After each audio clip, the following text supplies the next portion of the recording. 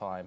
I really appreciate your insight on that. We will, of course, bring you updates as we get them coming in from the crisis in Gaza.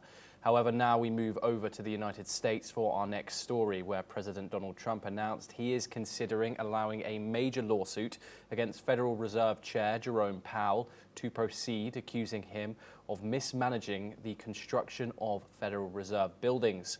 Trump claimed that $3 billion was spent on projects that should have cost only $50 million, describing Powell's performance as horrible and grossly incompetent. Trump also repeated his call for the FED to cut interest rates, blaming Powell for causing incalculable damage to the U.S. economy by being too late on monetary policy decisions. He claimed that despite these issues, the economy is strong enough to have blown through Powell and the Federal Board. The specifics of the lawsuit remain unclear. We are now joined by Arvind Mahajan Lamar. He's a savings professor of finance at Texas A&M University. He's located in College Station. Thank you very much for joining us, Arvind. Let's get straight into this. First of all, Trump threatens FED chair Jerome Powell with a major lawsuit over HQ renovation costs. What's your take on this? Well, it's a very unusual situation. Typically, having tension between the Fed and the executive branch is nothing unusual. The president's policies sometimes can conflict with the role which is assigned to the Fed in the U.S. government. And so that disagreement can result in tension. And in this administration, that tension is very palpable. One of the spin-offs of that tension is this threatened lawsuit. And this is very, very unconventional because this is the construction of buildings or renovation of buildings, which the president claims the Fed has done a poor job in managing the costs of, and they have increased from 2.7 billion to 3.1 billion. The Fed is not in the business of construction.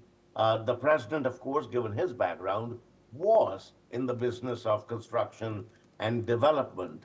So this is a very unusual case. And I think to an observer on the sidelines, this clearly is an extension of the issue of federal funds rate, interest rates, which President wants the Fed chair to reduce, and which the Fed chair so far has been reluctant to. So I don't think anyone is seeing this really as a construction issue lawsuit. People are seeing this as a continuation of a conversation which has been going on for quite a long time. Yes, Arvind. We obviously have constant pressure coming from Trump over rate cuts and feud. How long until Powell resigns, if you think he might, possibly, and does Donald Trump have the power to fire him? Well, that is a legal question which has been not tested. That has been a question which has been raised. That situation has not emerged in the past. So this will be something very unusual. If I have to conjecture, the chairman of the Fed will not resign, will fulfill his term, and the president then will appoint a new chair of the Fed. That is my conjecture, because the chair of the Fed seems to be someone with a spine and somebody who does not capitulate to pressure. So I don't think the resignation is in the works as much as the president would like to replace the chair of the board. Arvind, how is this affecting the economy if Trump selects a Federal Reserve chair overly focused on inflation? Well, the question is not the Fed chair who is predominantly focused on inflation. That is the job of the chairman of the Board of Governors of the Federal Reserve System, but that is just one part of the job. The other part of the job is full employment. As you know, the Fed's mandate is twofold. One, provide full employment, and the other is price stability.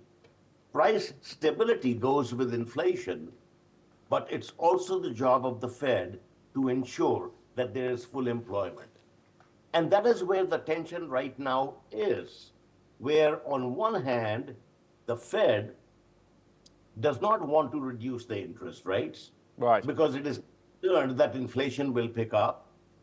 On the other hand, the president wants the Fed to reduce the interest rates so that the economic activity picks up and the numbers look even better, even though they might translate into inflation down the road.